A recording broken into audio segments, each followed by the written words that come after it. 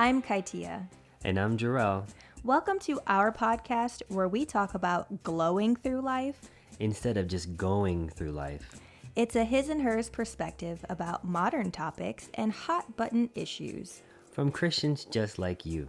Well, let's get into it. We're gonna glow through it. My faith in God, He taught me how to do it.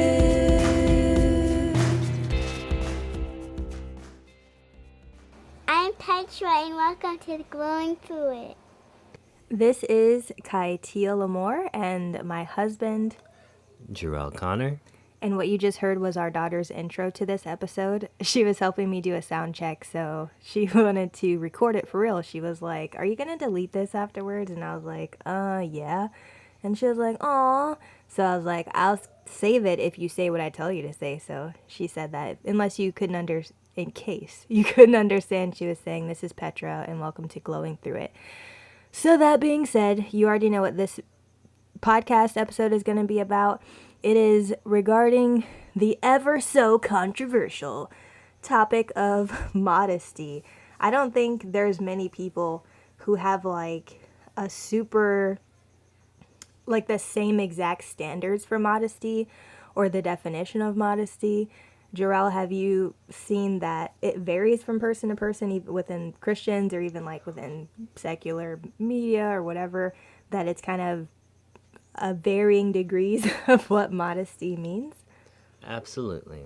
It's something I've struggled with every day, and how to be more modest as a man. No, not really. But actually, I do see it's not so black and white in what I've seen.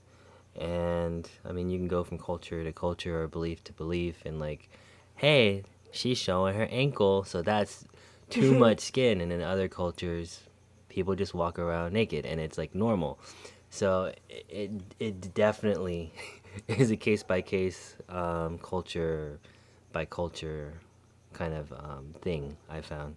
And I think that honestly is one of the most confusing parts of the topic is, are you going based on cultural and societal norms, or is there some kind of blueprint? Because I can't think of anything in the Bible where it literally talks about this is exactly the length of your dress and this is how guys should be, and things like that. But there are definitely scriptures that talk about how to clothe yourself, and be holy and all of that stuff.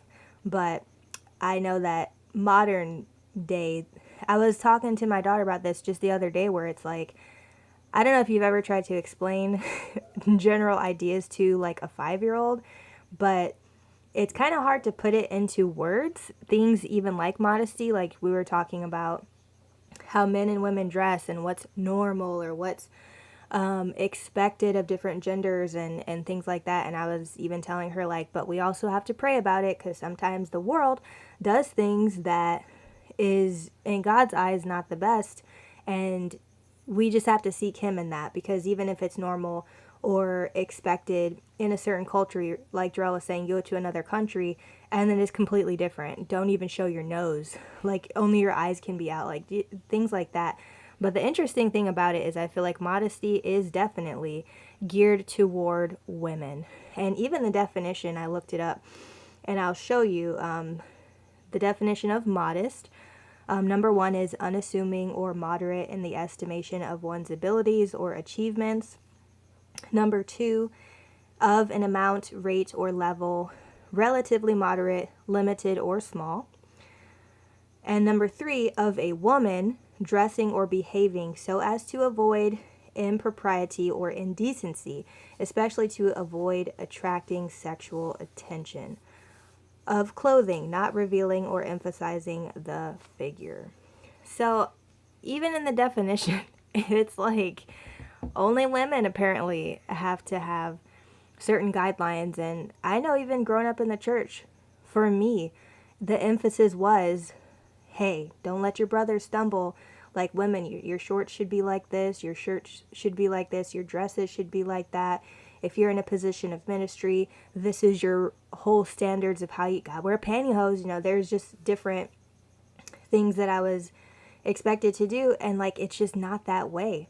For men, I haven't really seen that way, especially in the US, there being any kind of standards for men. So, Jerrell, when you grew up in church too, what were you kind of told as far as modesty and who it actually pertains to? Was it mostly girls, or did you hear from both sides, like men should be modest too?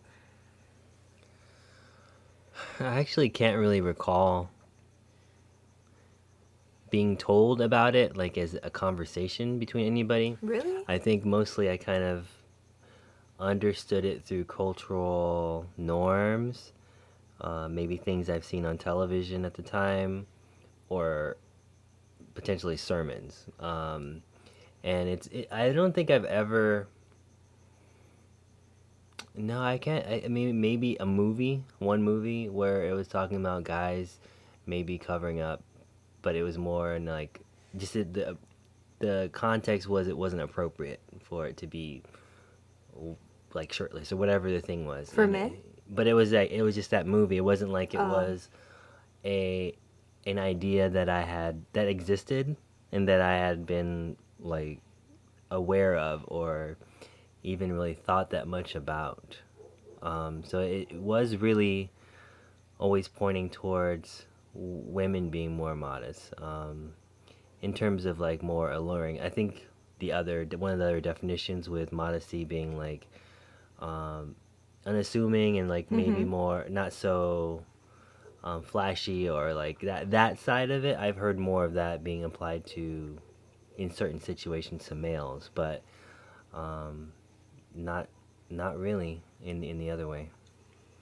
So you don't think there were a lot of conversations at your church growing up about modesty, and even at home there wasn't really talk about it, or did you see any differences between even how your parents related to daughters versus sons when it came to modesty or anything like that? I'm trying to remember. I mean, I was the youngest amongst my siblings, and closest was 6 years to my sister. So they were kind of off doing their thing, and I was like the little kid. So I don't remember maybe a lot of the conversations that were more adult or oriented on these kind of discussions, because I was like, he's the little kid. He's not understanding. And even in my family, there wasn't a lot of discussions about topics like this. So yeah, I don't really. I'm trying to really think back to seeing like, oh, okay, if my sister dressed this way, they say something, my brother do this, and it would be different.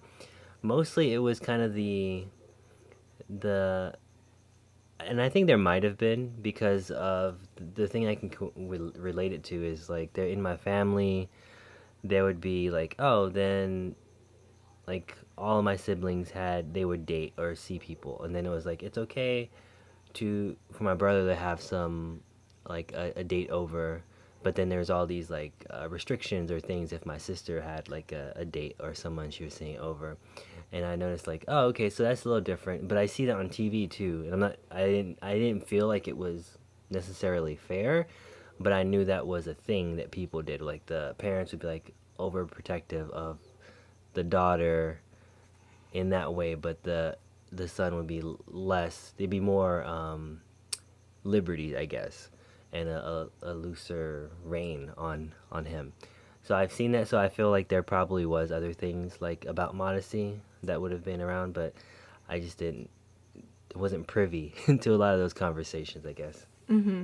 Yeah, because I think in a way, like you were saying, there might be these unspokens where you're not even being told necessarily in words or having these conversations of like, this is what we expect of you or this is how you should act. But even just the rules, like I know there was definitely double standards between me and my brothers, the things that they could get away with, the things that they could do at an earlier age, how I was definitely more restricted. And I'm glad that I did have, restrictions and rules and guidelines. I'm a rule follower. I do not like getting in trouble. I do not like breaking the rules. I do not like disappointing people. So like that's just on me as a person. I don't like that. So if you tell me not to do it, it would have to be in a very extreme case where I'm just like, I'm going to do what I want. And I did have those sometimes. But for the most part, I'm just like, I don't want to, dabble in anything that could get me in some kind of trouble, especially when I started having a closer walk with God later in my teenage years. I was just like, you know what? I don't want the problems. I don't want the trouble. I want to focus on my future. But yeah, I think at first that was like, man, like, why can't I do this? And why can't I do that? Like, why is it so different? But you just expect it because that's just how it is. Like, that's just like, because I said so. These are the rules. So that's what it is. And when you're an adult, you can do whatever you want. But I think the interesting, I don't know, it's like an interesting thing. Like, I just kind of want to get your input. We didn't talk about this beforehand, but I was thinking a lot about the Garden of Eden. Because, I mean, being naked and it being a thing kind of stems back to the fall of man. Like, people was naked. They was walking around with no clothes on until there was the deception and the great fall of man. And then they're like ashamed, and then they're hiding their nakedness and they're covering themselves up.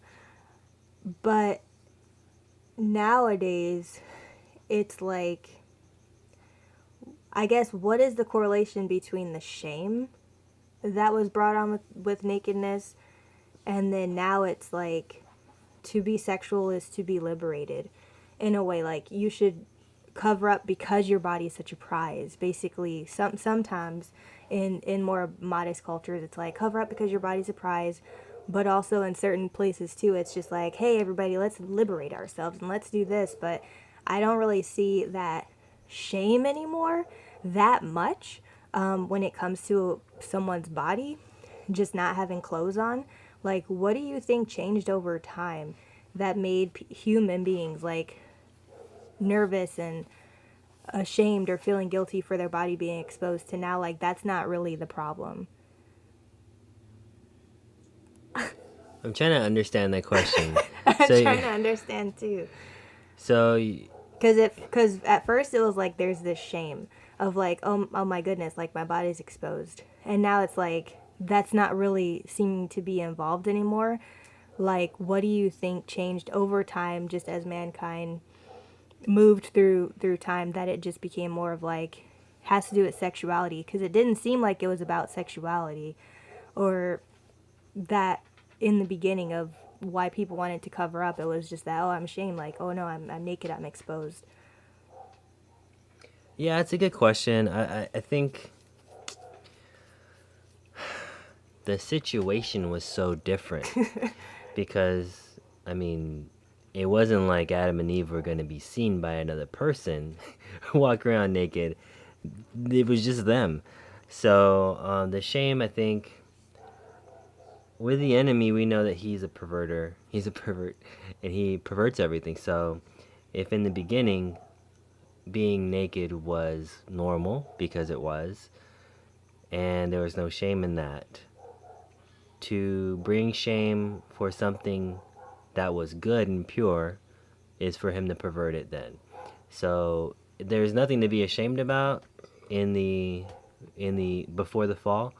So in my opinion, I'm just thinking through this, then bringing shame is the Satan basically perverting something that was pure.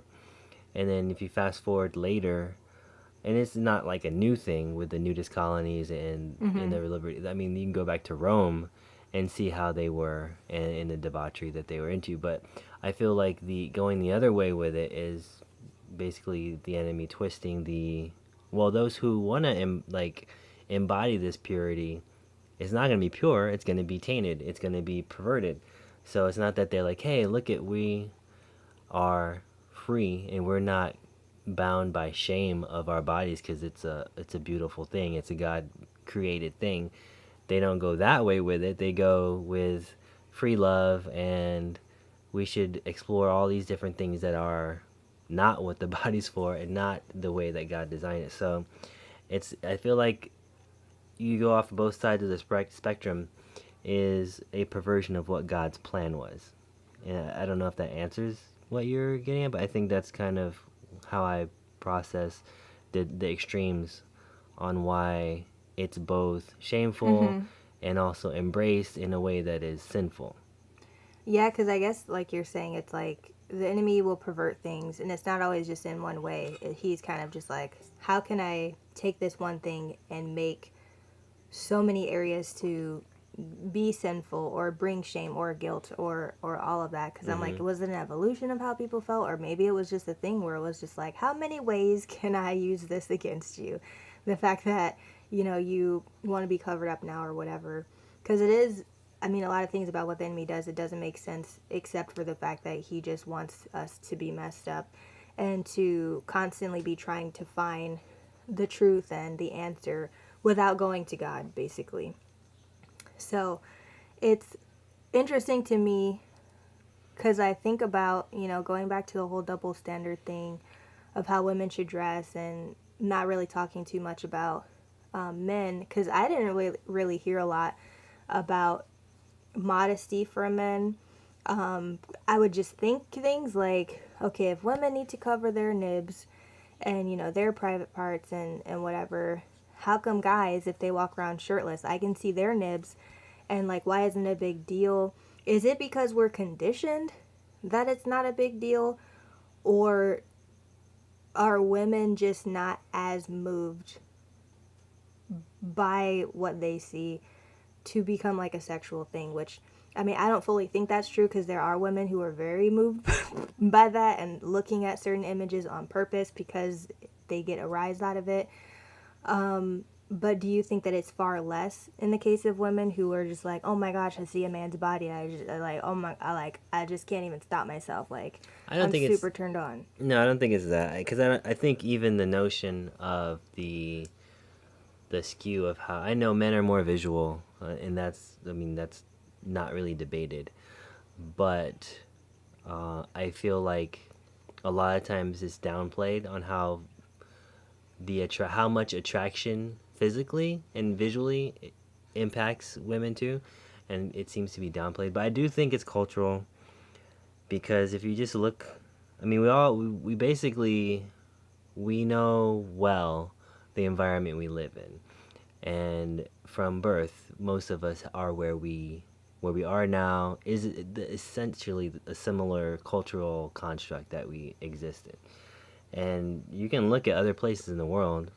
There's tribes and places where both everybody's topless, Everybody's and all out. and it's not an issue for them because that's what they know. And so, if it was such a problem, I don't think you would see that anywhere where it's like, oh no, these women have to be covered up because they cannot. Like, it's obviously not a problem for them. So the men there don't view it as like such a foreign, strange thing that it's like, well, our bodies are different, so we gotta all be covered up, or all the women and then the men are okay. It's like I feel like those are socially established concepts that we have, where because I that's what I thought I remember as a child growing up. I'm like, how come all these guys walking around and they go to the pool and stuff, and it's like, but then it's like women have tops on. I know bodies are different, but what is that about? So I do feel like that if we didn't have that as our in our society or in our culture, and say both were covered up, then it would be so weird to see and inappropriate to see guys without shirts on, in a different context. Because there are certain religions who do that where they are very much like, I think it's Mormons, where they have their never nude undergarments, where even at home, if they take a shower or something, they have to have, like, even the men wear like a tank top and like shorts. I think that's them. Does that sound familiar? I know never nudes like Tobias from. Oh no, did I that. just? But I don't know if Mormons do that. They have like holy garments, but I don't know if they're never nudes or. I could have how sworn fits. that It was might be. I don't something know. in one religion or another. But I think even with that, it's that category of shame where it's like, oh, your nakedness, so, like, you should never, show that, and that's not okay, and that's just like God's gonna smite you if you do something like that.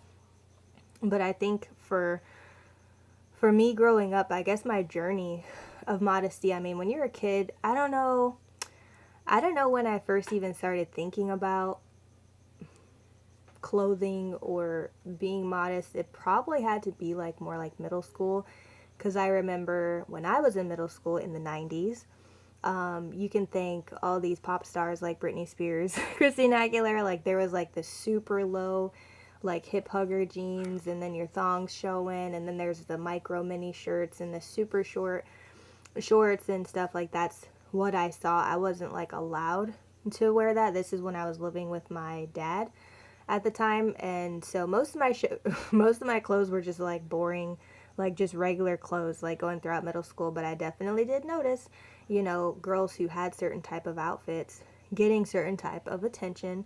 And I know at that point you want to be liked and you want to be found attractive. I didn't have a lot of things about me in middle school, honestly, that were super attractive. I was figuring out a lot of stuff about my mustache, my eyebrows, my curly hair. Like, it was just a lot going on. I had clothes on and I combed my hair, and that's basically what you were going to get. But I'd say after middle school, I went through like the summer between 8th grade and 9th grade, I had like a talk with myself where I was like, I'm going to high school now. Like it's high school and it's a big deal. Clueless had come out, I think, yeah, before I went to high school. And there was just like, I don't know, fashion itself just kind of piqued my interest. And I'm like, I'm going to reinvent myself. I'm going to a new high school. Nobody's going to know me. Barely, like I might have some friends, but like middle school I was going to, I think some people were going to go to one high school, some people another, and then other people from different middle schools. Like it was just going to be a whole mix. So I know that there were certain things that I wanted my dad to get me for school. Like I wanted to look like a girl, basically, was the thing. And at that point, he let me shave my legs. He let me shave my armpits. He let me pluck my eyebrows. Like I was just a whole new person. And like whoever I met, you're just going to pretend I was always like this. So I remember feeling very girly, and I was just glad, to just feel like a girl in my own skin. And it wasn't necessarily to get attraction from boys. Of course, I wanted that, because I think any 14-year-old does. But I think I just wanted to feel like, I don't know, like a girl. Like, I don't know, it just started to matter to me to feel like a girl at that point. And then once I did have my freshman year in Florida with my dad, and then I ended up moving to be with my mom when I was in sophomore year. And I started off school in Hawaii wearing high heels and skirts and stuff like that, and feeling very comfortable. But two things happened. One was, in Hawaii, fashion, when I was going to high school in Hawaii, fashion was just not a priority. A lot of people were just wearing basketball shorts and t-shirts. Like, it just wasn't. It was just be comfortable, jeans and a t-shirt. If you weren't, you're kind of doing too much, or they just assume certain things about you as a girl if you were trying that hard. So I remember it was like the first week of school, I was like going all out. And then afterwards I was like, nobody cares. Nobody does this. Like, I feel like a fool in like a costume, like wearing all this girly stuff. So that was the first thing that happened. And then after that, because I was very shy, I didn't really pick friends. I just let friends pick me. And one of the first things that happened was guys would like to talk to me and stuff. So I ended up having a close group of guy friends. I still had girlfriends too, but when I hung out with guy friends, because I didn't want there to be a certain image portrayed about me, and because I was getting closer in my walk with God, there was just certain attention I didn't want, and I knew I had a nice figure, so certain things I didn't necessarily want to wear. So I started wearing more baggy clothes in the boys section and get like baggy shirts, baggy shorts. I would get jeans that were a little looser. I didn't really wear a lot of form-fitting things. And so I started being more of like a tomboy, I would say, except for if there was like a dance. Like I would be like, hair, makeup, glam, dance. Like, let's do this. And then once I did graduate from high school, went to college, but then I was going to school for television production. And once I was interning, doing different things on set, like being a production assistant, you're getting your hands dirty, like you're sweating, like it's not glamorous work. So I'm just like, gotta be comfortable. Comfortable shorts, comfortable shirt, like that's what it was. So for a long time, it seemed like, unless there was like some sort of event, that I was going to where I wanted to look girly. I was mostly like tomboy kind of clothes, but then I got more into fashion and modeling, and that was toward it kind of started to pick up later towards the end of when I moved away from Hawaii. So started doing photo shoots and wearing dresses and looking girly. So it was just like another evolution of my style was that. And I'd say that point was where it got a little gray area for me because I started, I mean, you go to a fashion show, you go to a fitting, the designers, they pick out what you're wearing. And there were some things that I wore where I was just like, yeah, that's not really modest at all. Like, not in the least, but like, this is what I'm supposed to wear, so I'm wearing it. And then, I don't know, it was like a thing where I'm just like, my headspace was not thinking about me as a person and my body. It was more just like, I'm a hanger. This is the outfit that's on display, and this is what I'm wearing tonight. I take it off, I move on, I live my life. And I just didn't really put two and two together. And that was kind of similar even moving out to Los Angeles after meeting my husband, getting married, moving to LA, doing acting, doing modeling. It kind of still started to be that like, oh, people say I'm sexy or have a seductive look or whatever. Then I get cast in certain things in music videos and beer commercials. And like, it was just like a whole thing for years where it's just like, this is what I'm wearing. You know, I have a limit. I'm not going full on like lingerie or swimsuit, but I definitely wore a lot more stuff than I would currently, with what God has been doing the last few years for me, just kind of like getting a better grasp on modesty in general. So yeah, it's been definitely a journey personally. And I think for me, the main thing, you know, after being a mom, and then I'm like, what do I do with my life? What's my career? And then I start doing ministry and YouTube and all of that. The Lord was just helping me to see what my image was for Him. And that's why I say to pray about it, because there were certain things that I thought I needed to do hair wise, makeup wise, outfit wise. And He was just like, chill. Like, it's not that deep. Like, just, you know, do this or do that, or, you know, something that would just be very simple, but it was just helping me not to idolize my image or be like, oh, it has to be on this level, or, you know, because I'm competing with these other people, and, you know, my face is my brand. And it was just like a lot going on. So it was just like a lot of different things throughout my life that influenced me. But my greatest influence now, which it should have always been, is the Lord. But I know now, I mean, we all learn over time. Nobody's perfect. So I'd say the main thing for me is just seeking the Lord on like what to wear, how to wear it, and even just my motivation behind it. If I'm trying to attract a certain type of attention, or even just exuding a certain thing, because modesty isn't always what you're wearing. It can even be your behavior. Like, what am I acting like? What am I speaking like? How am I moving my eyes? Like, it was just like every single thing I was just paying attention to, because I just didn't want to give the wrong message. I didn't want to put anything out that was going to cause anybody to stumble or be like, what was she doing? Like, why is she trying to be all that, or or whatever, or even just trying to hide myself because I'm afraid like, oh, they're going to think I'm all that, or anything like that. So that was definitely my journey, but I definitely don't think that you need to just hide behind wearing a paper bag. I know that a lot of people use a scripture out of, I think it's First Peter. I'm going to read it because I want this to be something that you guys think about whenever somebody tries to, I guess, put on you their standards of modesty. So First Peter 3, starting at verse 3, going to verse 4. This is the NIV translation, and then I'm going to read the Amplified. So NIV translation says, your beauty should not come from outward adornment, such as elaborate hairstyles and the wearing of gold jewelry or fine clothes.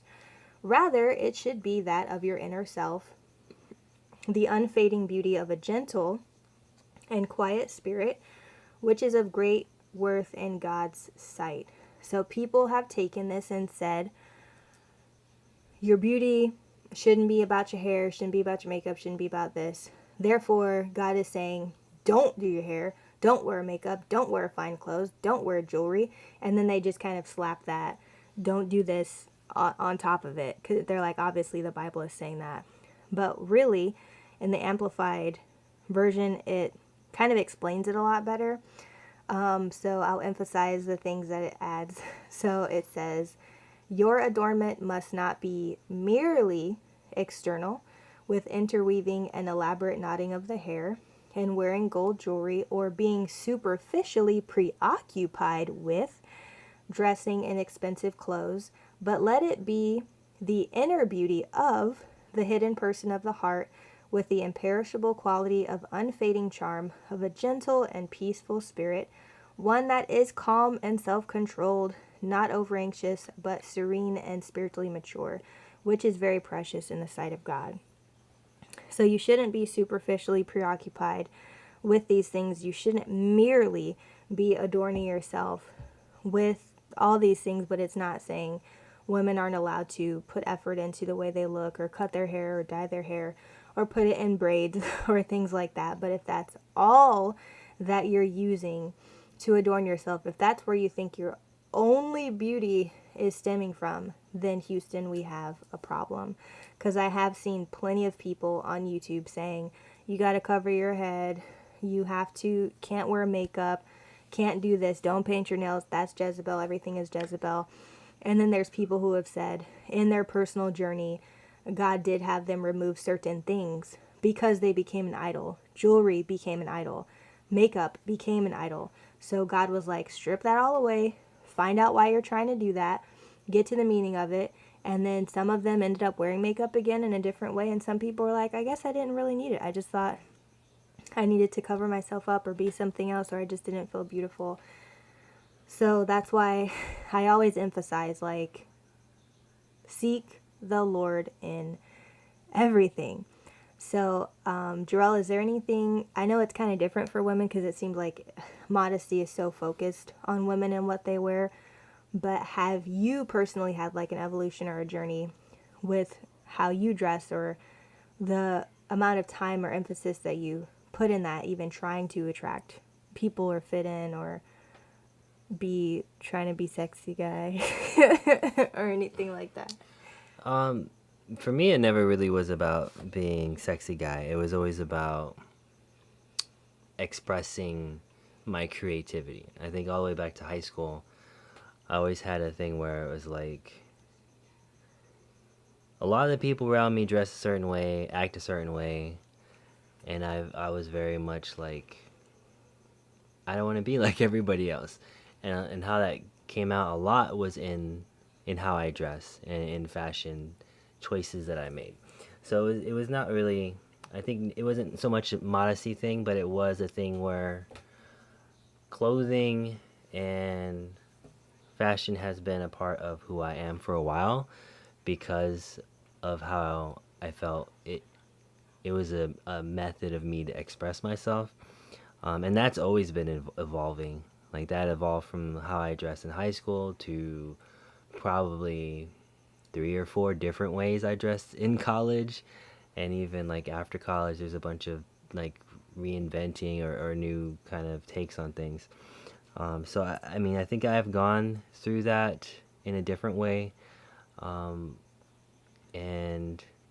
but it's very different because it's more influenced by what's happening around me and how I relate to people.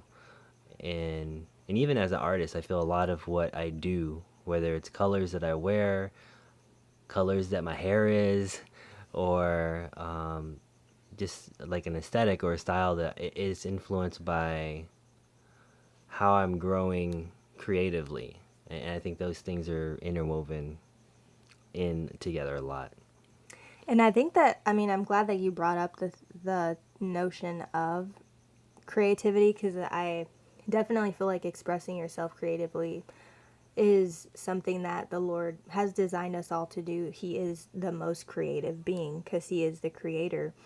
And I think that I'm trying to put this into words because I'm not trying to judge anybody or say someone's doing something wrong, because I just don't know. It's more of a question.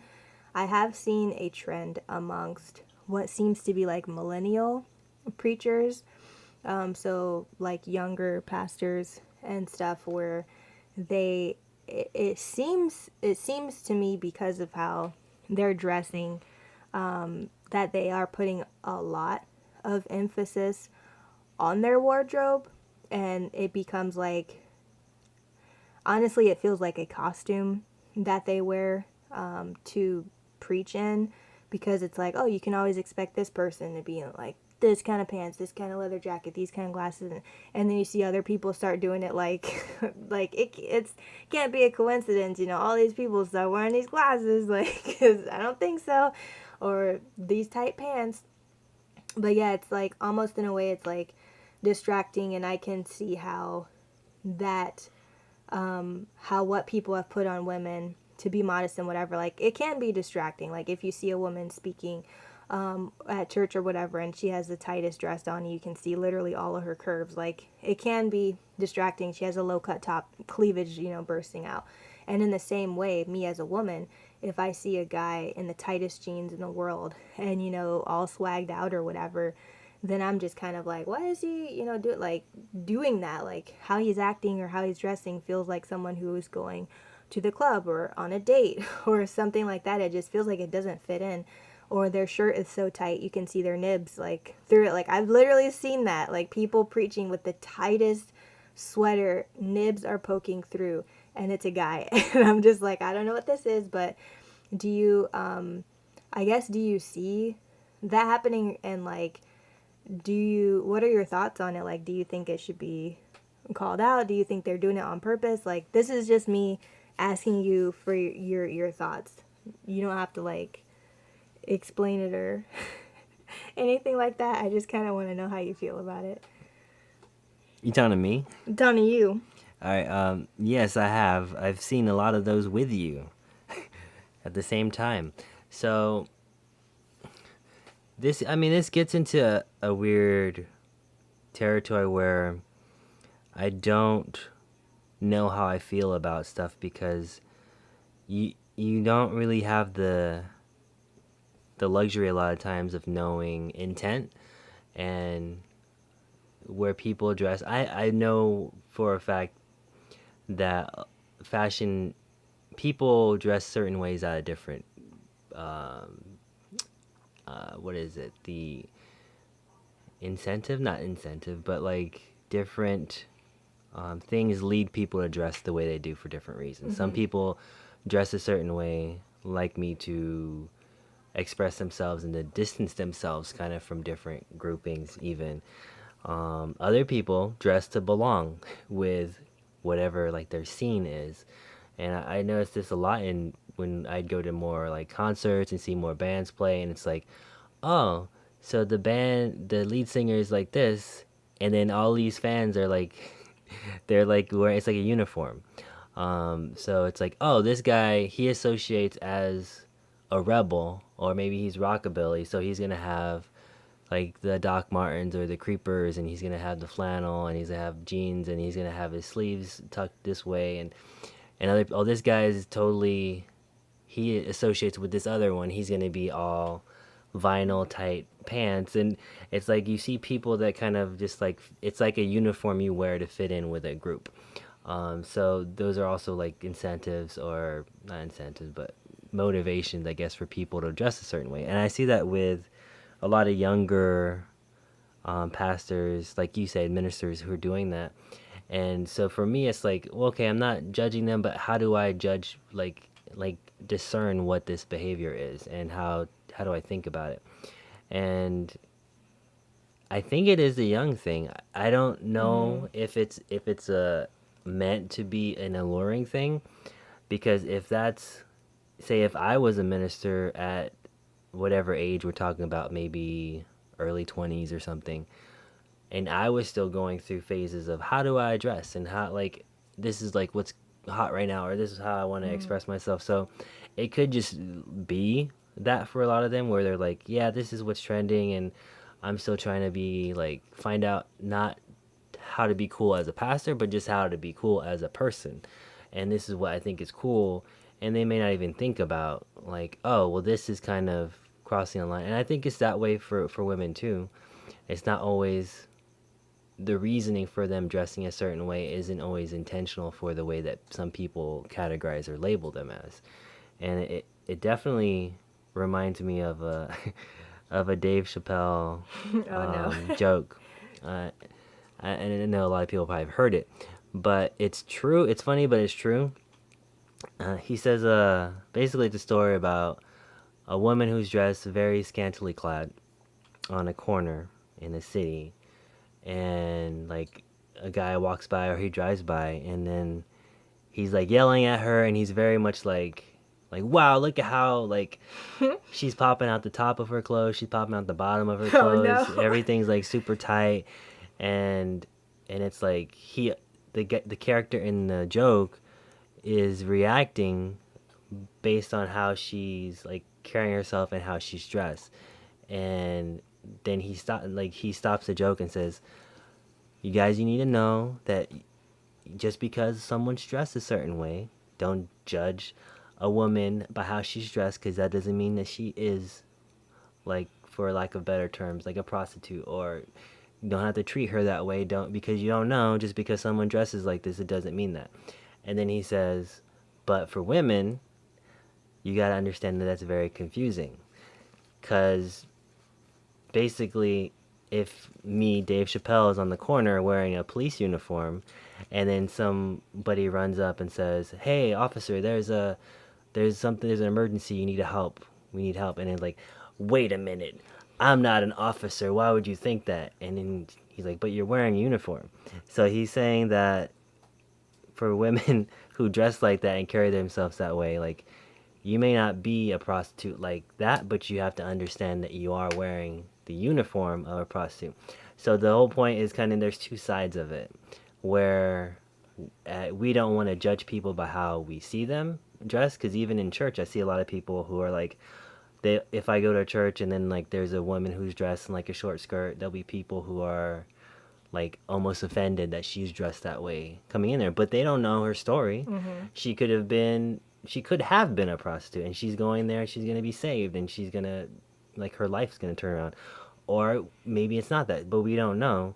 And there's just a lot of judgment a lot of times before there's grace, or before there's like an understanding for what's really happening with this person. Maybe they don't even know that that's maybe too short of a skirt for that congregation, or maybe someone needs to have a conversation with them and they can understand why that might cause people to stumble, or different things. But so there's that side of it, and the other side of it is definitely understanding how you portray yourselves for men and for women, and how that could affect people. And I think there needs to be thoughtful care and prayer, like Tia was saying, for how that is approached. Because, I mean, the whole scripture about not causing someone to stumble, like, literally there are guys that could be like, I'll take that.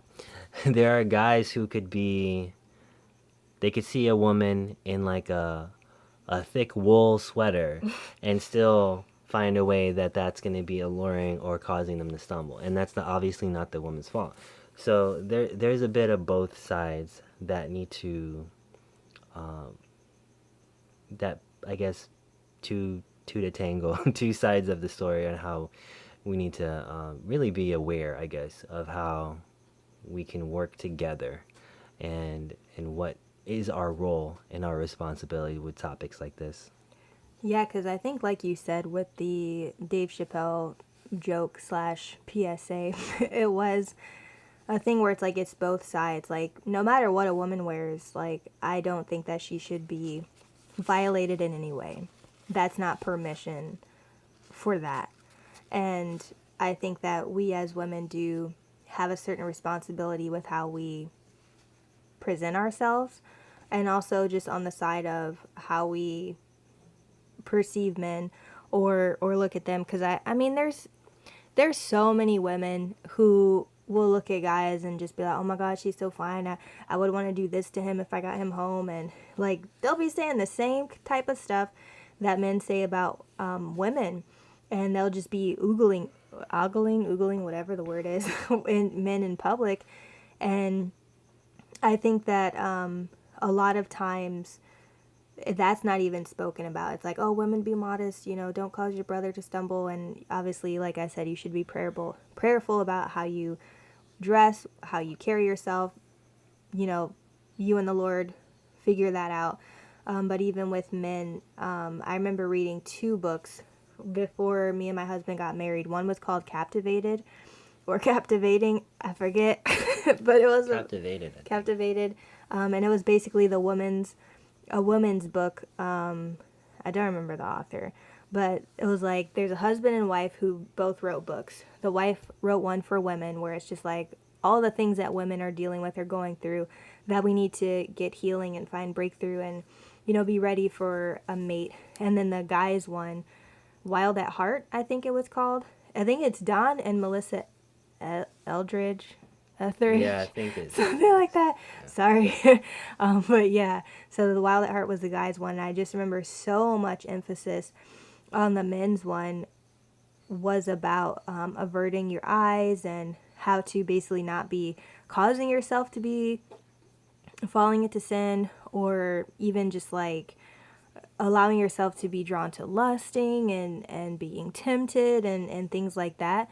And I was just like, wow, such a big, chunk of this book is about that, like averting your gaze and doing this and all these practices. And I was just like, man, like, is it really that hard for guys? And so my side of being responsible, like I said, what we wear, how we act, how we see men, not being lustful, as women. But do you think, Jerrell, that it's literally harder for guys to just not be looking at girls or not feel like, oh my gosh, like I can't, keep my eyes off of her, or I can't stop these thoughts from popping into my head? Like, is it literally that much harder, you think, based on what you know as a man? based on what I know as a man. I do feel that. I think it's weird because there's like I see my peers and people and how they're affected by it, and I know from my own personal experience. So I understand that. And then there's a side where it's portrayed in movies and media and film and stuff where it's kind of like how it's overstated to the point like, oh, men, they were just animals and they can't control themselves and this. So that's not true. Like, we have the ability to control ourselves. People just give in to a lot of stuff that they shouldn't be. But in terms of it being a very difficult thing, I feel like it is substantially stronger for men that draw, but I feel like it's not a universal like blanket thing.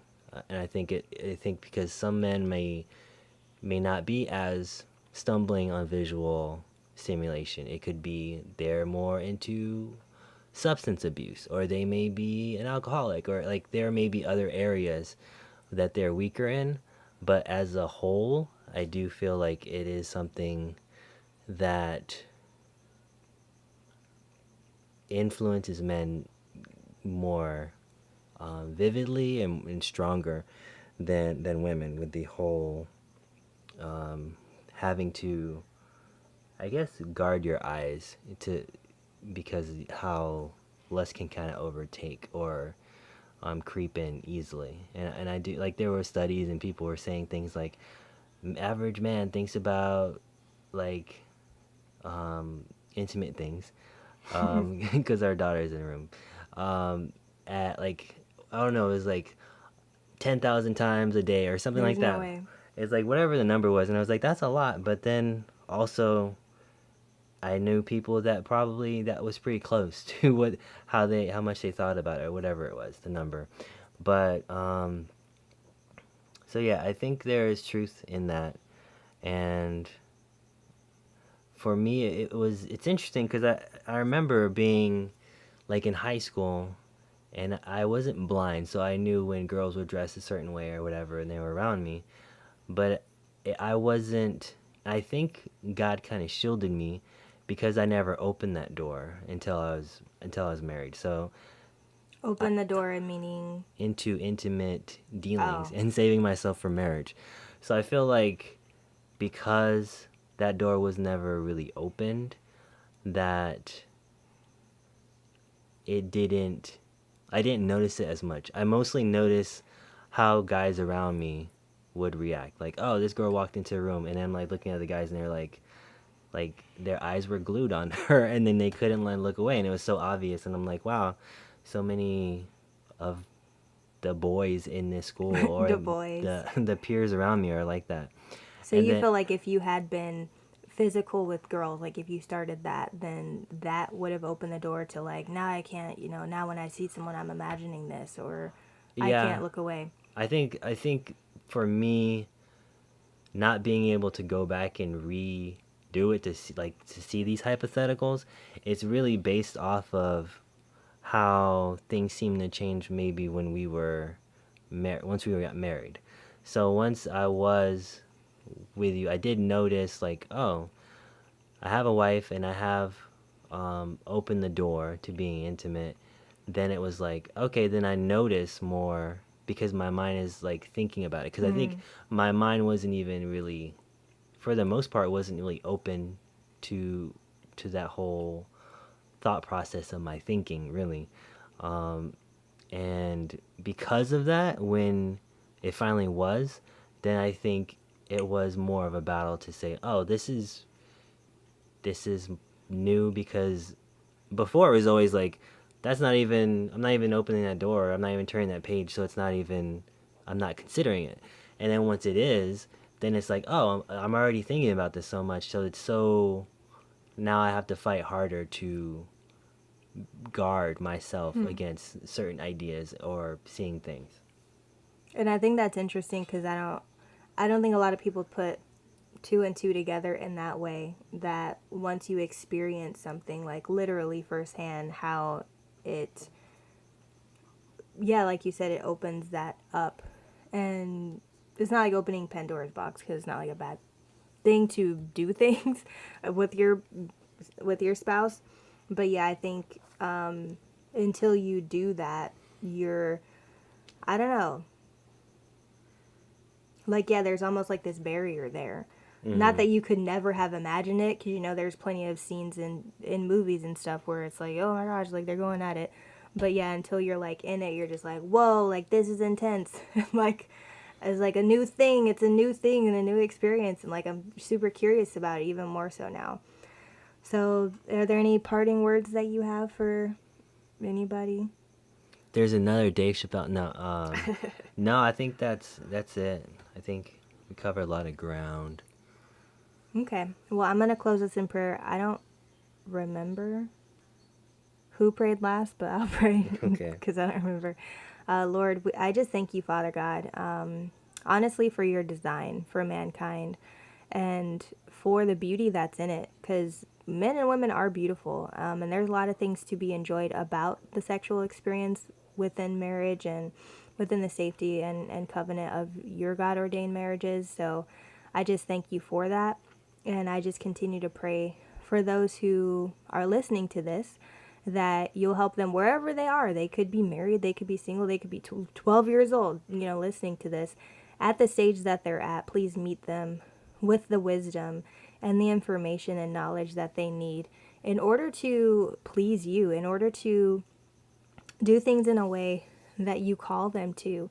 Not the way the world tells them to, not the way society portrays it, but help them to find modesty, beauty, and relations, and all of that stuff, seeing it through your eyes.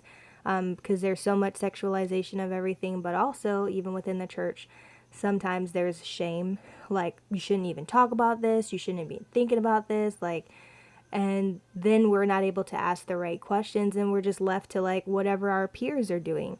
So I just pray for those who are listening right now, that you be with them, that you guide them in the questions that they have for you, and that you'll even send people in their life who will help them, disciple them, and mentor them in these areas, because they could be preparing for marriage, they could be on a journey of celibacy right now. But either way, it does help to have community, and it does help to hear your voice to know exactly, particularly for them, what it is that they need to do. So I just pray that you remove any shame off of this topic for them, any guilt off of this topic for them, any confusion off of this topic for them, and help them to see with clarity, Lord God. And that whatever information you needed to deposit today, even if it was one word or one sentence from this hour-long conversation that we had, I pray that you help them to receive that, and that will take root and it'll just grow fruit that you need it to. And we thank you, Lord, that you're always with us, that you walk beside us, and that you don't want us just going through aimlessly in life trying to figure it out all on our own. And so I pray this in Jesus' name, amen. All right, you guys, that's all we have today for the topic of modesty. If you would like to, you can leave a comment on other topics. You can leave us a review. You can support this channel, this podcast, by going to paypal.me/Kytia. You can download or buy a copy of my devotional. My Grow with God devotional is on Amazon. Look up Grow with God devotional Kytia and you'll find it. I have this on YouTube. This is also on Spotify, Apple Podcasts, SoundCloud. If you want to listen to it on another platform and you've only been listening to it on YouTube, thank you so much for the support, and thank you for being with us today. Any announcements you have? I do not. Alrighty, we'll talk to you guys next time. Until then, be blessed. Bye. Bye.